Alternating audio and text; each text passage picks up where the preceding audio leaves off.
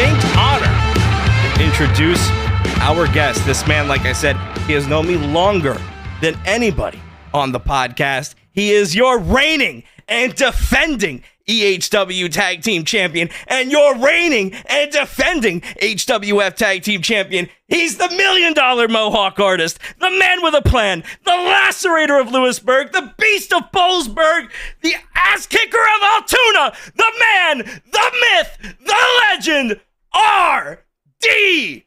Mosh. Yeah, baby. That was awesome. I got goosebumps, dude. Can we have you ring announce me for a lot of other places too? Like I could get down with that. Hey, wow. Hey, I'm always around. I'm gassed for that, and I'm not even fighting. Holy Lord, I got goosebumps just hearing that, dude. You just got to throw enough nicknames in front of it. Just keep going, like Kenny Omega. Oh. Sis, you know, you shove a coal in my ass right now, your dime would pop out. So man, welcome. Yes, we have another amazing guest. Last time we had Tommy Vendetta. This time we have one half of the Sons of Mifflin County, R.D. Mosh. Now that I got my voice back. I think we'll should we open with the Twitter questions, or should we save the Twitter questions for last? What are we feeling? We can open how many with Twitter that. questions we got? I think we got a couple, 2, 3. We got a couple. We got 3. Well, yeah, we'll start with some Twitter questions. I'm getting pulled here. Let's find a base. All right, so Mosh, we went on Twitter. We asked some of our viewers here for some questions for you. And actually, this is a good one to kind of start the conversation, especially for me, because I knew you before you started wrestling. So what inspired you to get into wrestling? This comes from somebody whose name is You Know Who I Am. So I don't know if you know who they are, but I don't know who they are. But what inspired you to get into wrestling? Oh, wow. To get into the business was really just, lifelong dream. As a kid growing up, had my cousin. When we would always go to family get-togethers, he would always turn it on because it was Sunday and we had Sunday night heat and everything else. And then, eventually you do the backyard thing for many years as most of the 90s kids did. And then one day, tried to do the stuff in the ring, and I ended up going off to college. That stuff didn't work, didn't flow right. Got my starting other careers and stuff. And then a few years ago, my trainer, who is also for real my best friend, he was starting a show. And I was like, bro, can I get some tickets? He goes, I need a referee instead. I was like, I got you. And put me in the ring. And I started working out with them. And the next thing you know, he's like, do you want to do this? Or you just want to be a ref? I was like, I'm in. Let's go. And it started from there. That was about 4 years ago, and we've been running 3-4 years ago. We've been running strong ever since. It's a dream come true, to be honest. I can't believe it's really a thing. That's so cool. Just getting able to be able to enter the ring, ref, whatever the case may have been, just getting a taste for it, the feel for it, and catching the bug, and obviously letting it run wild to big success from what I've heard. This list of accolades, I mean, Era's introduction for you was, I lost track of how long it was, so it was a great start, and the ball just kept rolling since, huh? Oh, yeah. Almost right after COVID was our first show here at HWF, and, I refereed. He actually asked me, he's like, I need a referee for the main event. He goes, I don't trust anybody else with that responsibility. I said, brother, you got it. I will do what I need to do. Worked out with those guys to get myself back into shape because I was really out of shape. Started getting everything rolling. And at that point, I was like, hearing the roar of the crowd, I was like, I know this is where I'm supposed to be.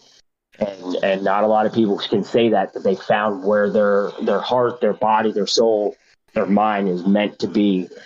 And that's where mine is. I really like that you keep bringing up, getting into shape and everything. I'm curious, what did you find the easiest or most difficult about getting into in-ring shape? Because that's a different kind of, I've seen people that are like, fat, like six-pack, tall, skinny, all types, and all, but in-ring shape is an entirely different beast. So I'm curious, what is something you did specifically to get in ring shape, or found really easy or really difficult? Definitely my diet has changed a lot. I don't eat as much junk food as I'm used to. Like I cut that stuff back. But I would say the cardio was probably the hardest. I'm not a big fan of running or doing a lot of that stuff, but you just got to push yourself through it. And that's what I did. You got to power through it. I find running the ropes and running in the ring and getting that cardio down is a lot mindful better for me instead of let me go run the block or let me go run down this road here, or run a couple miles. I'll do in-ring cardio more than outside cardio. Sounds fair. Yeah. How did you learn to be a referee?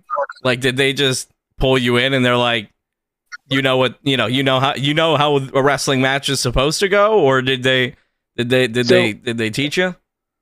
So when we used to do the backyard stuff, it got to the point to where my buddy's mom made us sign have our parents sign permission slips, so she couldn't get sued if a kid got hurt. She's like, do whatever you want, just don't get me involved. Oh, right. It was hey, don't because we started with doing all the dumb backyard stuff. We, the guys that had the cookie sheets, the fire times, she didn't want these kids to get hurt and sued for us doing dumb things. So I would ref then, but in my head, I always knew the ins and outs and was able to do that stuff. And when I watch wrestling on television or tapes or wherever, it's more of a study for me, and it's always been that way. So yes, there are times that I'll turn around and get it to where I am less studying it more to where they can finally capture me and I start getting the enjoyment out of it and the entertainment value. But I know the rules, I know all that stuff. So it was very easy for me to pick up then. And then when I was able to do it for so long, people looked at me and yeah, no, this is definitely something you're good at. This next question comes to us from another viewer, Zach Man. Shout out Zach Man. He actually recently won our Does The Rock Come Back yes or no giveaway. He won that because The Rock came back. But Zach wants to know, Zach, what is one match of yours that somebody who doesn't know RD Mosh, what's that one match that you want them to go watch first? Oh man. That is one question that is hard to really hard to say, because I've done a couple singles matches and not a lot of that stuff came about fluently and well to my liking, to where I was this is the match you got to go watch me up until but when I started doing the tag team stuff with my tag partner and my best friend, those are the matches that you can really start seeing who I am. And honestly, it's every more recent, every match that we post now is if you want to see who I am, go watch this one. You want to see who I am, go watch the next one. Right now, if you go on YouTube and you type in Sons of Mifflin County, you'll see Sons of Mifflin County versus the Durden Dynasty. You can see us work there as we are faces and see how well me and my tag partner gel together. Or if you want to see us be bad guys and you really want to see me be the arrogant guy that you don't want to mess with, go watch one for when we face Bad Street and take the titles and make them cry. I physically made his mom cry. His mom hated him. Damn. Now that's good wrestling. So these kids learn fast there, and if you want to sit and there's two different style matches. So, but if you want to see me be me and figure out who I am, it's just watch a match. You'll find out who I am. I'm not afraid to get down and dirty with you guys. It's no joke. This ring is not something that, this business is not something for everybody. You've got to know how to take a hit. It's there. you mentioned seeing you getting down and dirty, seeing you getting up in people's face, seeing you make somebody's mom frickin' cry. It looks like you found a nice foothold of being a big nasty in the wrestling industry, and I just want to know, because I'm always curious where people draw inspiration from. Like, if there was someone that was like, you want to try to model yourself after, or you drew inspiration from yourself, or anybody that, you know, is a bad guy in the business that you can look at and go, man, this is just head and shoulders above what anybody else is doing. Nowadays, no. I'm really big fan of the old school, what we call heat. I like to be the guy that I'll find a guy in the crowd or a person in the crowd and just get in your face and tell you what I'm about to do. For that match specifically, I straight looked at his mom and told him, hopefully this is the last time you'll see your boy the same face that he walked in this building with.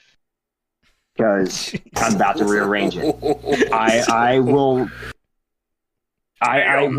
pinpoint things out to people and say some things, and that it's more fun that I know the area. So if we're bad guys, we'll pinpoint that area out. Like, you're in West Virginia, I'll ask you to smile so I can see count your teeth.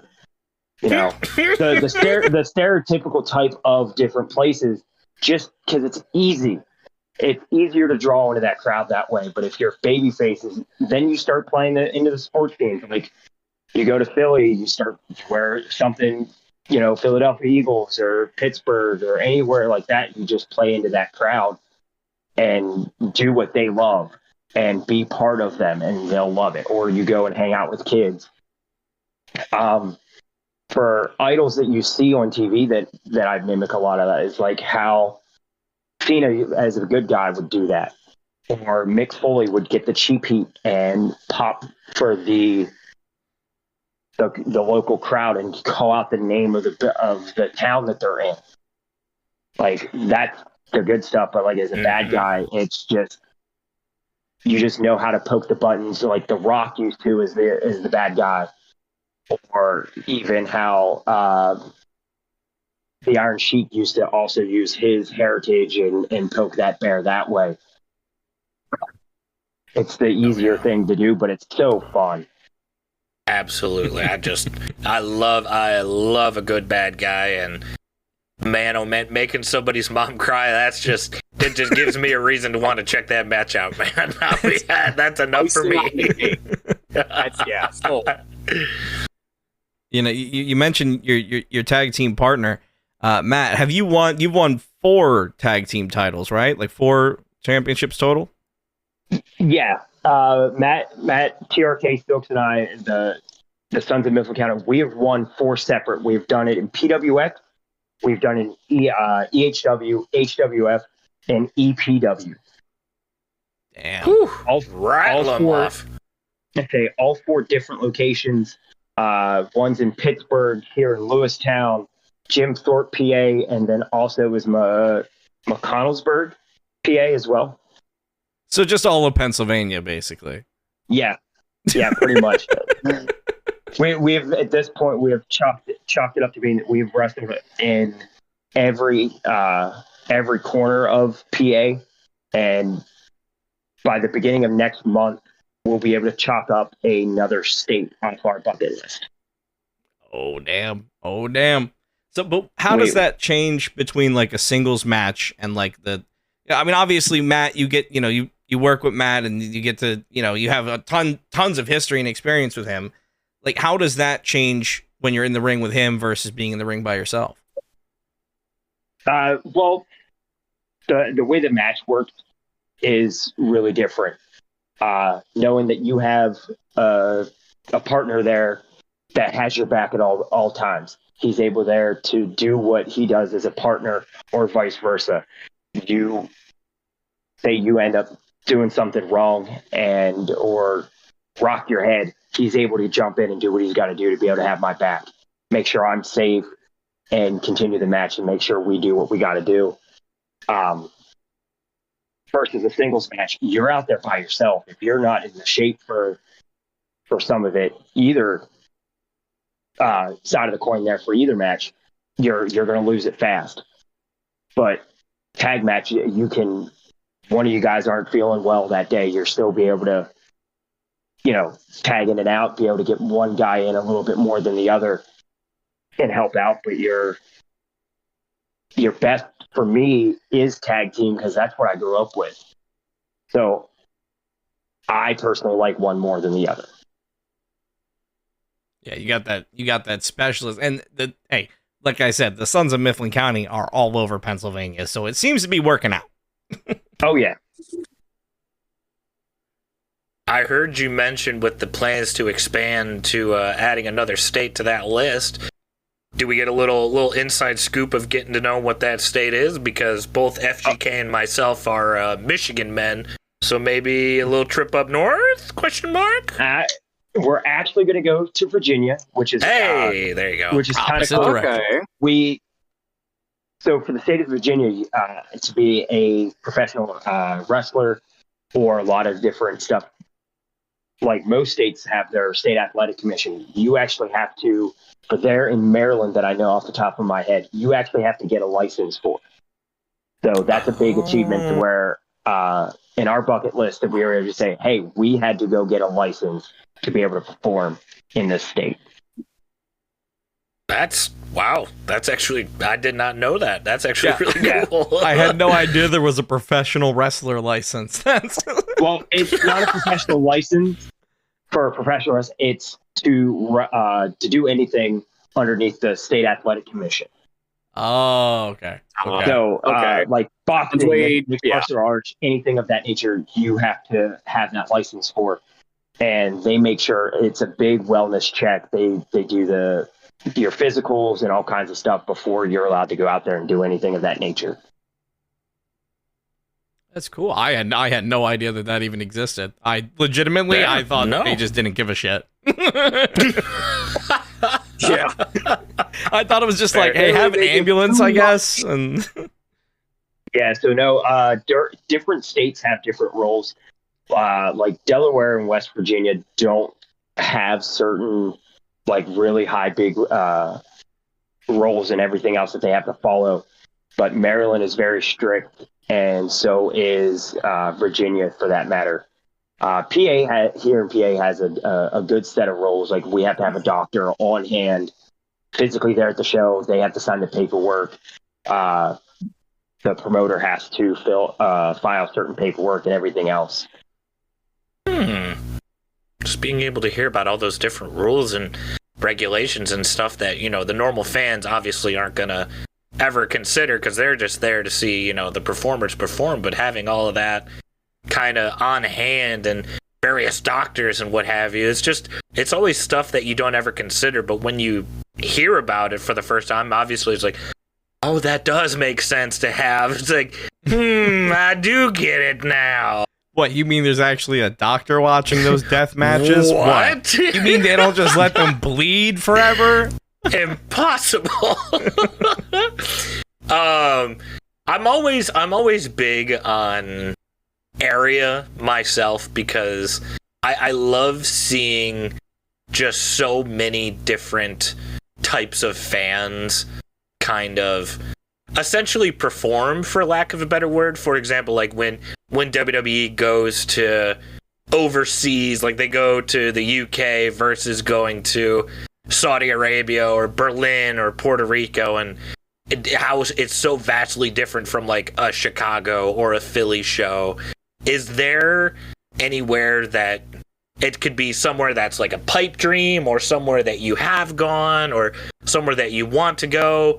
Any place in the world that you would want to go and perform at, or just be a part of a show out that way, or whatever? I'm trying to find a hard time wording the question, but I hope my point got across. No, I fully understand what you're asking. Of course, the easiest and the obvious answer for everybody is going to be Madison Square Garden, but I know that's a long shot and a dream, but one that's not too far-fetched for me is the old Hammerstein ballroom from ECW that they got to wrestle in, where they had the balcony, and the way that all that looks is something that I would absolutely love to be part of. I'd pay any amount of money to see you in that Hammerstein ballroom. Dude, awesome. Where they did One Night Stand, yeah, was like that arena for some reason is so appealing to me. The way that they had the 3-tier of the balconies, just the lighting that they were able to do, even on with their budget that the WWE gave them and everything else. I absolutely loved that, and that's my dream. But So cool. Of course, Madison Square Garden, if it's that chance and opportunity, I'm going. yeah, absolutely. The lineage and the legendary people that have stepped foot in that building and have performed and paved the way for guys like myself and Matt and everybody else. It would be just incredible. It's iconic. It is the most, if not the most iconic stadium in the entire world. So that is a perfect answer. What's you got another question, Jackal? No, your turn. Sorry, I'm getting another coughing attack. What's we talk about like iconic stadiums and arenas that you want to be in. What about opponents? What's that dream opponent for you?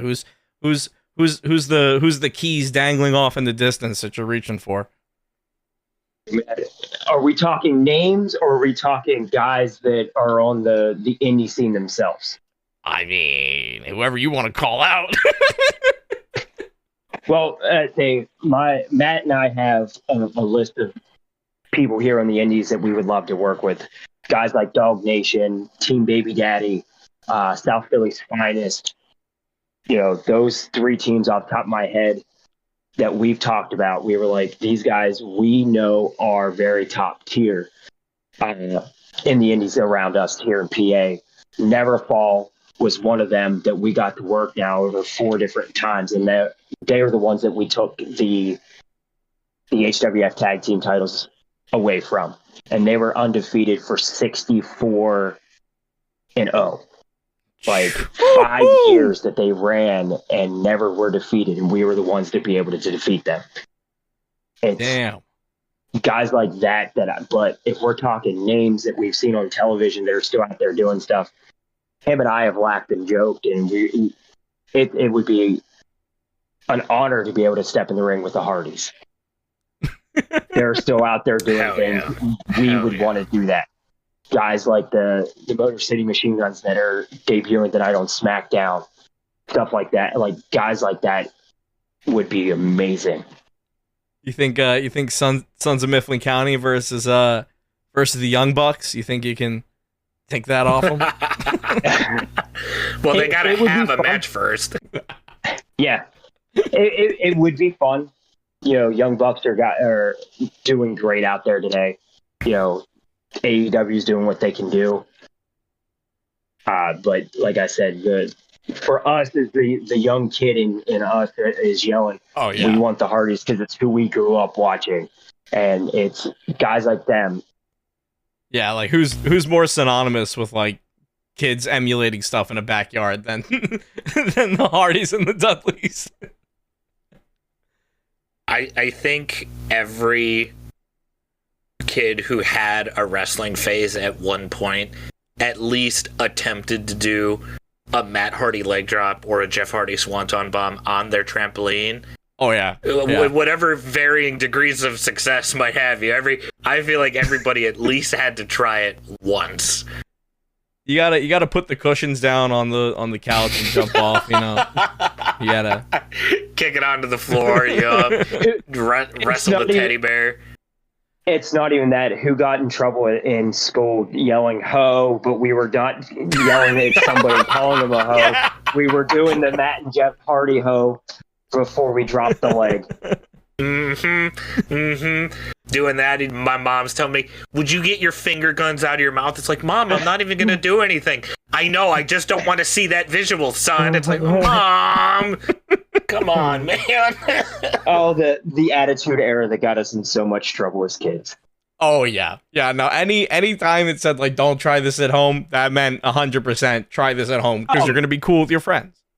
We were doing that every weekend as kids. Don't try this at home. Okay, we're out there seeing what we just saw on television, being in Matt's backyard doing what we did. Oh, wait, so you were doing this with Matt in the backyard, so you guys go way back. Yes. We've known each other for we've said about 25 years if we go back and do the math. Damn. We did backyarding in his parents' backyard. And then just quick backstory. I don't want to give all of his backstory. If you guys ever want to reach out and do an interview with him, he's got so many years in the business, way more than myself. But we wrestled with him in his backyard, and then he eventually went and got a ring and got trained while I was in college. So it's grateful that he was able to get back and do what we're doing today. Yeah, that's like the full circle moment. You start in the backyard, and you now you're in an actual ring. 4-time tag team champ. That's the journey right there, man. Right, and that's something that we have absolutely cannot believe is that, and we've said this several times to each other. We never thought in a million years that him and myself would have been doing this today, and that we would be tag team champions or we would be tag partners. He was a lot closer with my cousin at the time when we were kids because they went to school together. I grew up across town from them. But then years later, we become this close, and we are closer than ever. We call each other brothers. I pick them up every day on the way to work. We work together. My fiance and his wife legitly are best friends together as well. We eat dinners together. Our kid, they know each other. We know each other's kids. Like, I've held his youngest when he was born. Like, there's not very many tag teams out there that can rattle off those accomplishments and still know each other for 20 plus years inside and outside the ring. That's awesome. That is so damn cool. That's the type of content that you're gonna see, like the Hall of Fame introduction, getting to talk about all those stories like that, because having that type of connection, especially when you're doing tag team wrestling, that's all you hear about with all of these guys like Matt and Jeff, obviously brothers, Edge and Christian, lifelong childhood friends. Matt and Nick, brothers. Like, these guys who are synonymous at the top have such a strong established connection with their tag team partner, albeit, siblings or not. It's still a connection that those two share. And from everything that you've said, I had absolutely no idea. So I am very impressed with everything, with all of that. Like, that's a strong ass bond you got right there. That's awesome. Yeah. It's funny, is like, I can tell you, most people can tell you where they've been in certain moments of their life and where they were when XYZ happened. I can tell you the exact moment where we were, who was in the room when he looked at me and said, will you be my tag partner for this show? And it was off to the races at that point. He tried. He's had one other gentleman that was training with us that ended up stepping away, and he needed a partner for a show. And he looked at me and goes, "Will you tag with me?" I was like, "Bro, all you do is ask, or just tell me where to show up. I'll be there. I got you back. Had you back from day one since we met each other." And that was that. At that point, now we started, and that was a little over 2 years ago. We've been physically doing everything we can, and everything we do for Sons of Mifflin County is building off of what happens. It's been organic the entire time. Nothing has been forced. We're not the guys sitting at home saying we want to do XYZ and we're going to call it XYZ. We'll come up with a move or our tag stuff, but the commentary team's naming it, or guys in the back are naming it. Our look has just grown to what we have been able to find that works best for us and be a family.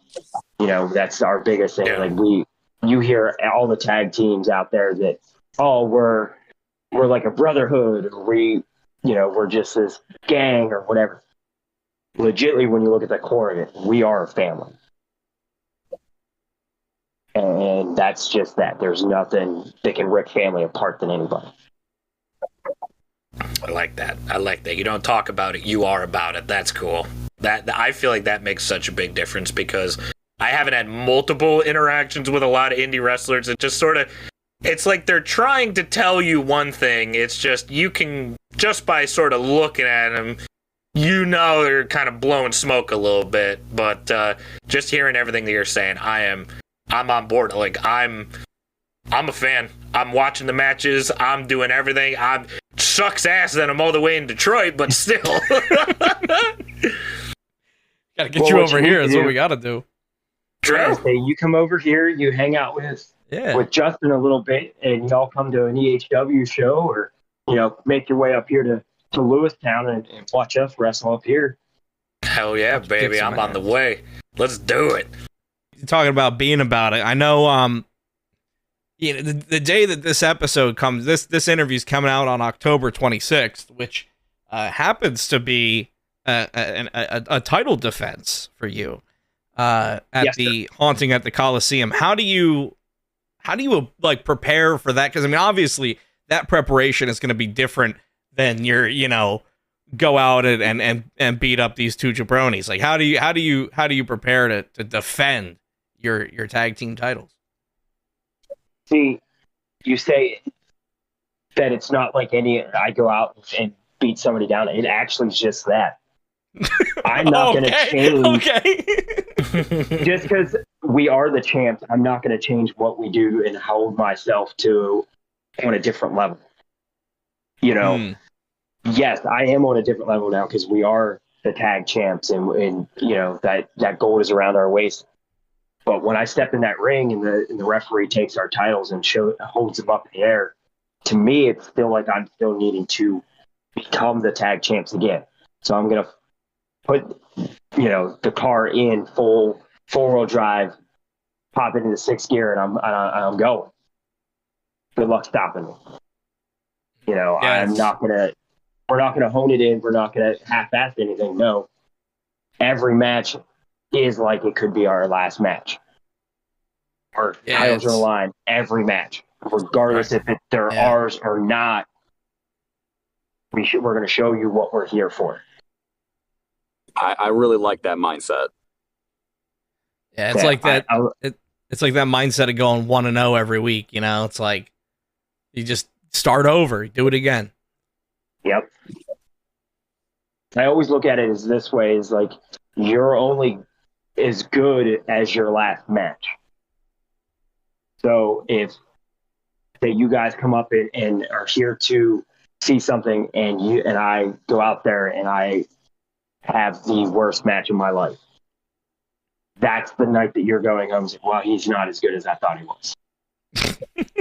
So no, we've seen your matches.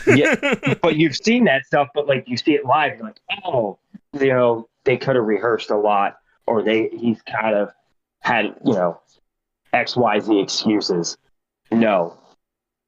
I'm putting on that show and doing what I have to do and do what I do best the same way every night, so I can make a new fan or a new family love what we do and come back for more. When we had Tommy on last, a moment that he liked to, or a conversation that we like to talk about with him, was moments in wrestling where I believe someone on Twitter asked, like, what was a favorite moment that he had? Yeah. And that's what really stuck out in the conversation with him, is that there's not just any one moment. Like, wrestling in of itself is all different, various moments. Like, that's what people go home and remember at the end of the day.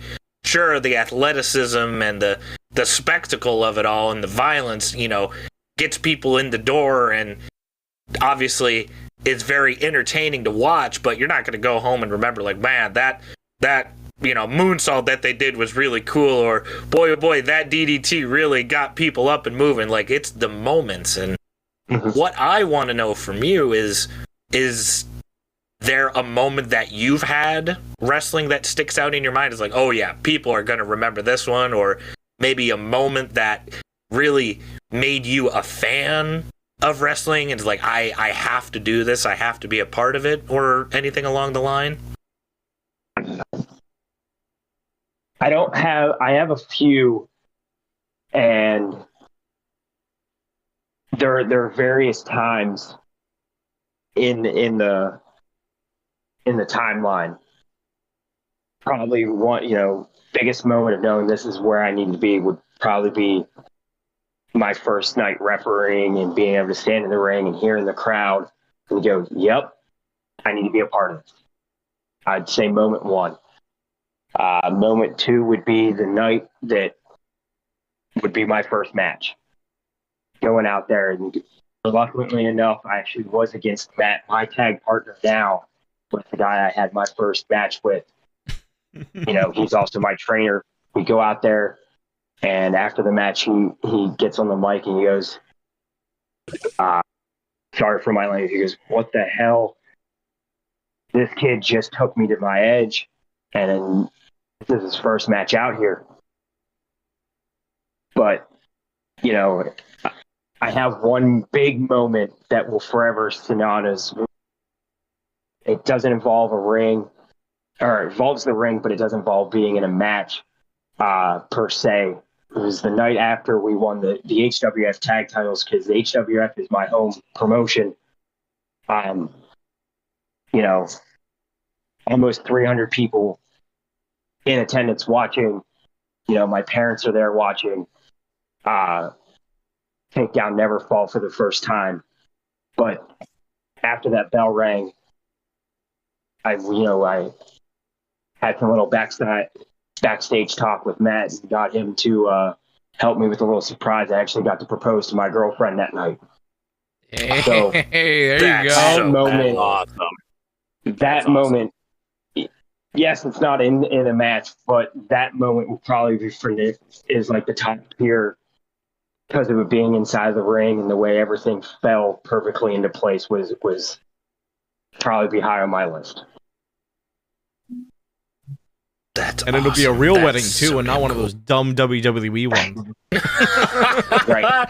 Crazy enough, if you guys want, if you look up on the HWF YouTube page, and you can go back through and look to see what the build up, the video for, it has the build up with Never Fall and everything else. At the very end of that match, you continue watching to the very end, you can see that whole moment captured on video. Say the YouTube channel one more time. I had a technical issue on my end. I say it's the HWF. HWF. To say, or Honorary Wrestling Federation. It's the match where it's Sons of Mifflin County versus Never Fall round 2, I believe. There we go. Have to add that one to the watch list. Perfect. Yep. Subscribe. Boom. There. Friends of the program, HWF. Friends of the program.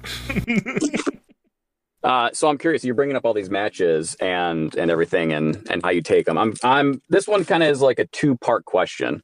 First part of that being, as you went out with your cousin and watched all those, all that wrestling, did you have a favorite wrestler or favorite wrestlers, and has any of that transitioned to move sets that you have, or gimmicks, or styles, or anything like that? Has there been any kind of influence from anyone?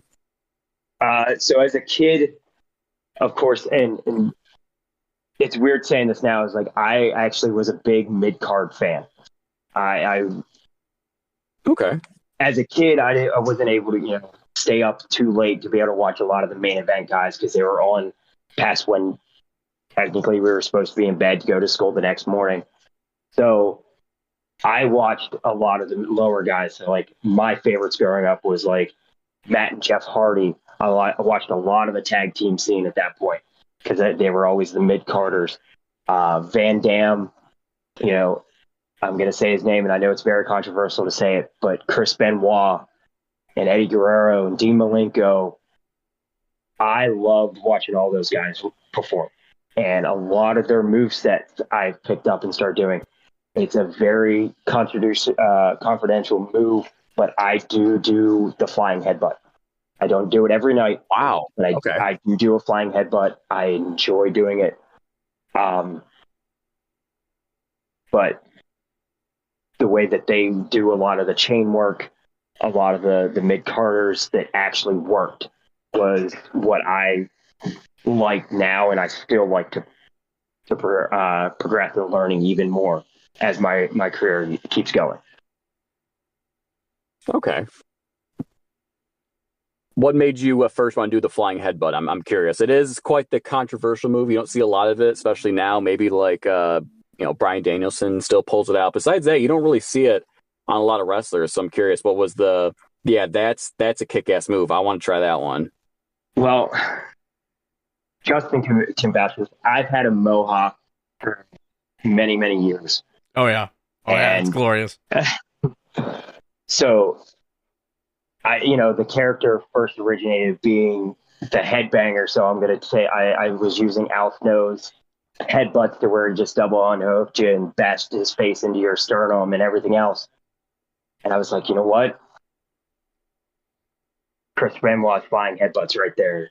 It's one of the prettiest moments you can see. I can always see pictures from like him coming off and they're getting him in the perfect flying T-pose off the top. And I was like, you know what? I want that film. I want that picture. That's my move. I want something off the top rope. That's it. Do you have to adjust the distance for the mohawk? No, I'm not. The mohawk is one of those things that it's there. And it just feels... Does it add drag? No, honestly it doesn't. But I've had people take moves differently because they're afraid of the mohawk. They're thinking that it's going to actually like whip them or cause a mark or anything of that nature. I've had some guys be like, when early in my career, I'm going to make your hair fall down. I'm going to pull you across your... I'm like, go ahead. It's not going to fall. And I've had people drag me by it and everything else, and it doesn't move. But it's there to stay. It's up and it doesn't fall throughout a whole match, and people are very astounded by that. But I did send Justin a picture, which he can share with you guys. That's me in mid-flight doing a flying headbutt, and you can see the mohawk flying through, and it just looks that much prettier. Yeah, and for people listening, that's on our Twitter too. If you go at 3CountOutPod, you can see it. Jackal and Kev, I'll just put it in the group chat for you guys. Oh yeah, yeah. It's like the perfect spread dude. On the arms. Yeah. Seeing that and just knowing that the visual is like the end goal and having that be the type of quality picture that comes out of it, like art, beautiful. I'll shout these guys out. Curve Media is one of the best photographer groups that I've ever seen. They come in and they get some great shots, and I asked them that night, I said, hey, I'm going to do this. I want to see what you can do. And he goes, I got you. And that's the shot he got. Bumgardner's photography also does it, and Mama Don's photography do great work with us here at HWF as well. But the huge quality and whatnot that Curve Media gets is just unreal. Yeah, that's a beautiful picture. As somebody who has done camera op work for wrestling shows before, that is a beautiful visual right there. They nailed that. I can't stop staring at it. I haven't looked away this whole time. My eyes are glued on it. It's understandable.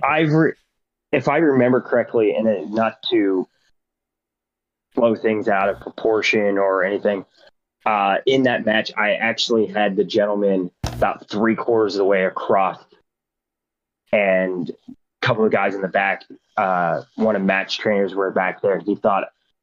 He goes, he has to be going for his flying head, but there's no way he's going to fly that far for a splash or anything. And when I hit it and got to the back, he legitimately looked at me. He goes, yeah, you had a lot more distance than you thought you were going to on that one. I'm glad you still were able to hit it. he didn't think I was going to jump that far, and I was very, very proud of myself that it went that far. You don't think I'm going to hit? I'll show you I will. Had enough space afterwards, too? Hell yeah. So are you going to the top rope a lot, or are you just saving it for these moments like the flying headbutt? I only do it sparingly, like when I need to, when it's called for. The flying headbutt's not an every match thing. Sure. Yeah. I don't do much more off the top than that, unless there's a moment called for it. Okay. I've had, pipe dreams of becoming a wrestler ever since, younger. Like we've been talking about, like having those moments of watching those guys you look up to and idolize. And unfortunately, a couple injuries in football on my end has sort of made those pipe dreams a little bit harder to get out of the fear of my own health. And I just want to know, like, actually, I believe my significant other wants to ask this question, just sort of along the lines of, like, is there certain ways that you yourself, or just in general, like trying to keep others safe in the wrestling ring to sort of minimize injuries as much as possible while still trying to make everything look as high impact as you can? Yes, there is very many ways. I will not tell you those. The best I can tell you is the only thing I'll tell you this is go find a school and they will do that for you. They'll answer that question for you. I will not. There you go. That is tricks of the trade that you need to, if you want to know, go learn them. Sorry, babe. We got to take you to wrestling school now. I will tell you this. Like you were saying about injuries that have sidelined you in football and, taking those dreams away from you. I was about 3 or 4 matches in and I had my jaw broken. Whoa. Inside the ring. Right in the middle of the match. I went and finished the match. Laid there, the doctor came up to me. He's like, "You okay?" I said, "Something's not right. I don't feel right." We go to the back and he says, "Close your mouth." I said, "I am." He goes, "You need to go to the hospital now. Your jaw is broken. You're gonna need surgery." Do you remember what the move was that broke it? Great right hand. Oh, okay. Very good right hand. That's easy. We were both on our knees. He hit me once. I hit him back. He hit me again, and I spun and laid there. He came over to me to do something, and I was like, "Yeah, something's not right. That doesn't feel like that." And my face instantly at that point was starting to swell. Oh. At this point, I will forever have a metal plate in my jaw. Does that help with the flying headbutt if you hit him with the metal plate? Ooh. No, at this point, I do the, like, somebody will try and do a headbutt, and I'll do mine back. Like, while we're standing, I'll do more of a Glasgow kiss style one, and it, like, as soon as they go down, I yell, "Mine's better. I have a metal jaw." I like that. I have shown people will always like, "Oh, you do that, the F word stuff." And I say, "Yeah, tell that to my the metal plate in my jaw. Tell that to every part of my body that cracks, like my knuckles. Tell that to, concussions that my tag partner has had, or all that good stuff. Tell that to the guys that have been paralyzed doing this. This isn't for everybody. This isn't fake. No. Yeah. No. It's a different level of wanting it. Like, you know, it's, you not only have to have, you got to have the mindset of it too. You have to fully understand that what you're getting into, sometimes wanting it isn't enough. It's a mental mindset that sometimes you really got to push through of, I just took a full right hook to the face. I'm still going to finish this match. Right. And that was something that I fully took, and still to this day take very good pride in, that I finished that match. Like, I had people could not believe that not only did I finish what I could of the match, but at one point he covered me and I kicked out.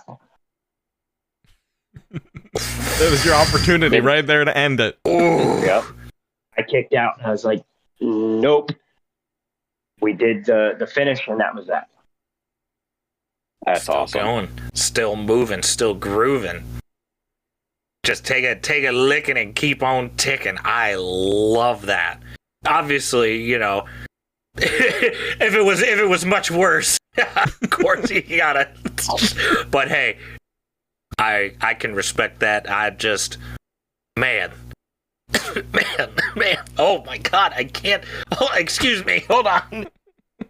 So I'll let you guys know. A lot of people have, when you're in the ring, a lot of people struggle to find their trigger, their moment that they can just flip of the switch, turn on their persona, and go. Up until that moment in that match, I couldn't find mine. I actually had to have people in the back give me like a knife edge chop or a Ric Flair style or Big Show chop, hit me in the chest to get my adrenaline going before my music hit. Now, since that, I've been able to find that gear, find that moment without having anybody do anything of that. Because all I do is remember where I've come from, what that moment felt like, to where of the jaw breaking and being like, yep, now there's the anger. There's everything I need to go. There's the intensity. That's awesome. The fuel. Yeah. The water boy tackling fuel, so to speak. Hell yeah. Having your jaw broken obviously is pretty extreme. What's the most like extreme moment that you've had? Are you pulling out thumbtacks? You putting people through doors? I've had a couple hardcore matches.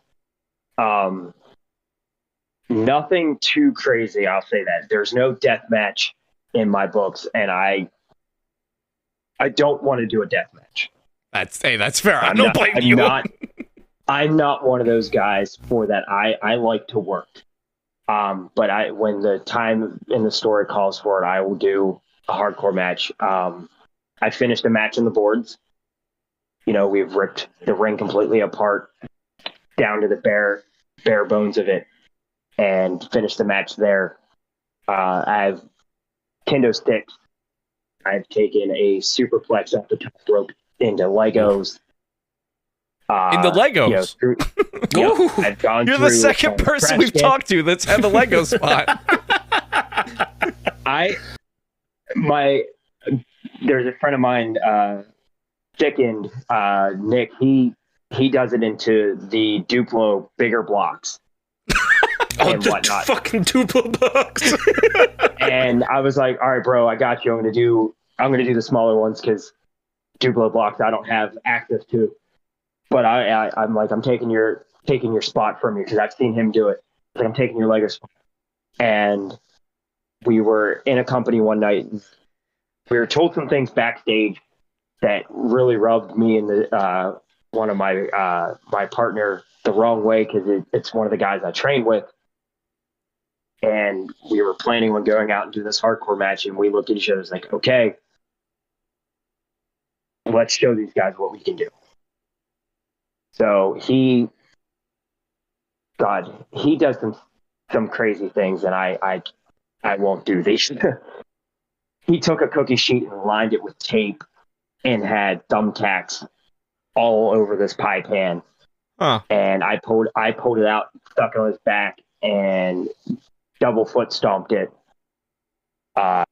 you know, smacked it with a cookie sheet. But we had the bag of Legos and we threw thumbtacks in it as well. So we had a combo. We spread them across good. the ring, and we took a big bump into that. You know, we've had the bull ropes, but my all-time personal favorite is a kendo stick. You know, it may not be that bad to some, but I've gotten a few of them to shatter, and they're not easy to shatter. Yeah, if you hit people hard with those, they can they leave marks. Yeah, I've had those things in 3 hits. At this point, I've gotten it down to 3 hits that I've gotten one to explode in. And I was very proud of myself for that one. But then I got told that, hey, you can't do it that bad. I was like, all right, fair enough. Fine, if I have to. Well, the downside of that nature is when it exploded, a part of it might have hit a fan. Oh, yeah, 3D. Oh, it's in 3D. yeah, It's fine. It's 3D. Yeah. Not to change subject, but I got one more question in me because I know we're getting a little late here. It's a classic question. If you were a color if you were a color of an iPod Nano, what color would you be? I would go with the one that I had. I was going to go with I'll go with the green one. Yeah, there you go. Solid answer. Green I think iPod Nano. also, Tommy was that's hot the same. pink. I'm writing this down. we got to get a whole like arrangement of all the iPod Nano colors, and it's fine. iPod Nanos are like $2 nowadays. Dude, I won an Apple Watch at work the other day, and I don't have any Apple products. I don't know what to do. That's all I own. Yeah, you want an Apple Just Watch? Apple product. Hey, there you go. Oh I have one. It's free. You want another one? I have one. It was free. You want another free one? If you're giving it away, sure. Send it my way. That's funny. The little payment for coming on the pod. There you go. Free little Apple Watch. Hey, Hope this doesn't set a precedence. It's better than a hot dog and handshake, you know? Yeah, there you go. Look at us making a name for ourselves, baby. Yeah, we don't pay you an exposure. We give you an Apple Watch as Apple well. Watches. I got my questions out. My brain is full of knowledge, and I want to get to watching some of these matches on YouTube, my friend. Mm-hmm. Kev, you got any other questions? I taped his mouth shut. I think he's good. He was starting to bug me, anyways. Yeah, it's for the better. I feel like whenever Kev has tape over his mouth, we get through things a little bit quicker. That's true. Mosh, I want to thank you so much for being on. It's been a pleasure. If people want to find more of you, where can they find you? I'd say big place they can watch is the Sons of Mifflin County Facebook group. We post all our events, where we're going, where we're about to show up at there. You can watch all our stuff on the HWF YouTube channel. So even if you want to personally check me out, my name is Rodney Deal as well. You can check me out on my personal Facebook there. Hit me up for, watch my stuff there that I post around. All right. Mifflin. I'm looking at a Facebook page. Yep. There we go. Now I got it. Yeah, there you go. There you go. In real time, baby. Bam. There. I got so much content to consume now. I'm so excited. Mosh, we're gonna have you on for another one. I think next time, hear me out. I think next time we do this interview, I think maybe you came to us here. I think maybe next time I come to you, we'll do this in person. We'll get to an event. Hey, yo. Yeah. What do you think about that? If you guys do that, if you see us in person and we do this in person, I'll sweeten the pot better for you. You get the full entirety of the Sons of Mifflin County in that one. Oh. You don't just get Artie Mosh. You get Matt TRK Silks. You also get my fiance, the pit chick Danny Lair. You'll get the whole cast out. You might even get Edward James and Emberly Ray if they're around as well. You can get all of us around. Damn. All right. Well, hey, if you guys want to see that episode whenever the hell that comes out, because I'm definitely going to take you up on that offer, make sure that you're following us if you're on Spotify. If you're on YouTube, hit that subscribe. Also, let us know in the comments section below who you'd like us to interview next. We're definitely going to have Artie Mosh and the entirety of the Sons of Mifflin County. Whoever's around, we'll have them on for sure. We'll have to figure out something here.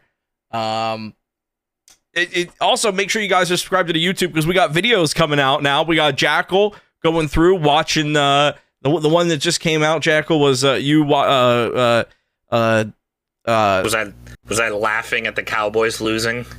Oh yeah, you were celebrating. You look pretty sweaty. I don't. Listen. When Dallas loses, America wins. No matter how much sweat I have on my body, and that helps. Hey, excuse me, Dallas losing, that helps Philly too. It sir. does. Yeah, thank you. I appreciate that. Jeez. As much as that helped, there's guys over here that had some Dallas guys on their fantasy team over here, and we were not very appreciative of that. Oh yeah, no. I think Dak Prescott got about 3 points total in fantasy. So I know. Oh no, it got real awkward now. Oh no. Listen, it's not happy over here. Go Lions. Mosh, like I said, we've been friends for a while, but I'm sorry, it's your fault for putting the Cowboys on the fantasy team. It's your fault, man. I don't know what to tell you. If you enjoyed me, you can find me over at twitch.tv/EraV1 or at youtube.com/EraV1Music. If you enjoyed Fire Guy Kev, too bad he's too busy being taped up. He's not going anywhere. He's not going to make any content. You can find him at twitch.tv/EraV1. Yeah. If you didn't enjoy the things I said, don't worry. I'm probably still coughing up a lung anyways. But if you did, twitch.tv/JackalJoker or youtube.com/JackalJoker works just as well. Yeah, what's going on with you coughing up a lung? We got Mike at the doctor. You're coughing up a lung. You guys are falling apart on me here. We haven't even hit a year yet.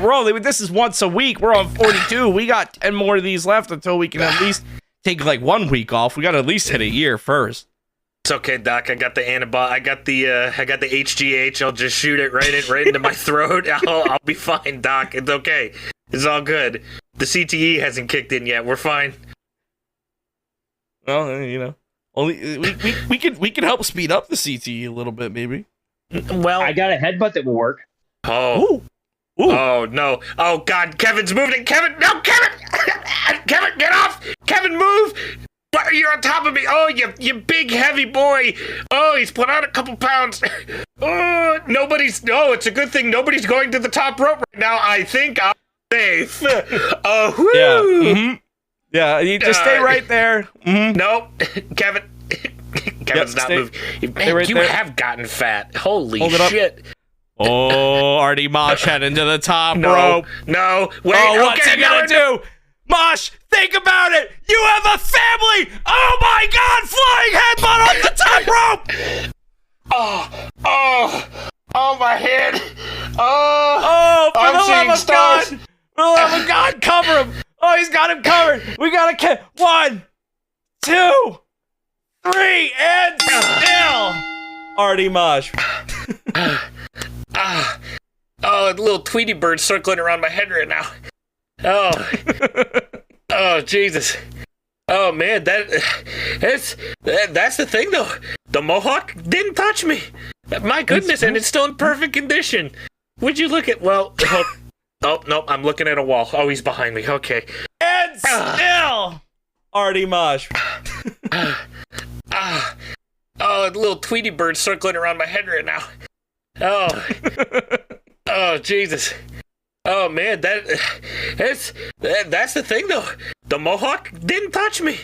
My goodness, and it's still in perfect condition.